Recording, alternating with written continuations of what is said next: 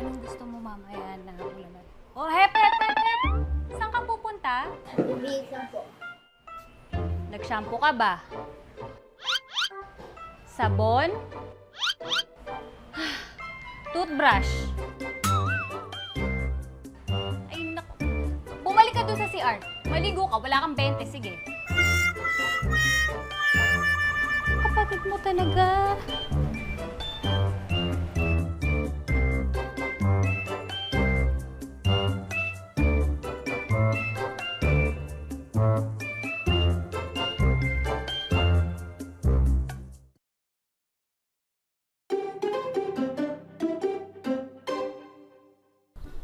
O, tandaan nyo ha, ugaliin yung maligo ng maayos. Lumalaki na kayo. Hygiene ang tawag dyan, anak. Ano po yun? Yan ang pamamaraan para mapanatiling malinis at malusog ang katawan natin. Ngayon, kapag malinis yung katawan natin, edi malayo tayo sa sakit at saka komportable tayo sa sarili natin. Gumamit kayo ng shampoo para malinis yung buhok nyo. Yung sabon, para yan sa balat, at saka naman yung toothbrush, syempre para sa ngipin. At huwag nyong mamadaliin ha. Linisin nyo simula ulo hanggang paa. Bakit si kuya naliligo pa rin kaso ang asim niya pa rin? Ang deodorant, para yun sa kilikili anak, para hindi mangamoy. Nagiging mabaho lang ang katawan natin dahil sa bakterya. Actually anak, alam mo naman yung pawis, wala yung amoy eh. Pero pag naghalo na yung bakterya at saka yung pawis, ayun, mabaho na. Kaya dapat palagi mong nililinisan yung ari mo, yung singit mo, at saka yung kilikili mo.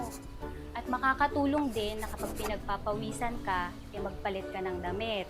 O kaya mag-baby powder ka o kaya pulbo para fresh tayo. O, kaya ano muna nating maligo yung kuya mo. Halika muna dito.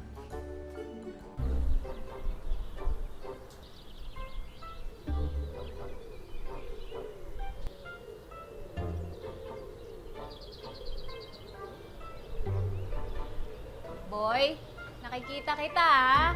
Kumuha ka ng malinis at bagong damit dyan. Atang to talaga.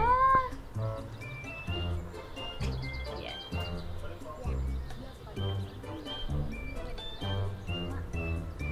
At dito mo kunin yung 20 mo ha. Bilan mo muna ako napin sa tindahan. Oy! Oy! Pangregla yon! Ate, pabili pong pangregla. O, ito.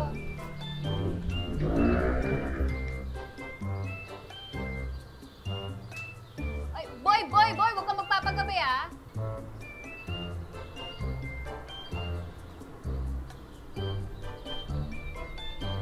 Loko talaga tong bata. Tinapay na bili mo! Pandiregla to! Mama, baka akala niya po yung tinapay pangregla po talaga. Ay, naku. Boy talaga. Oh, sige. Kainin na natin to at sayang naman. Oh, kuha ka ng isa. Ayaw mo?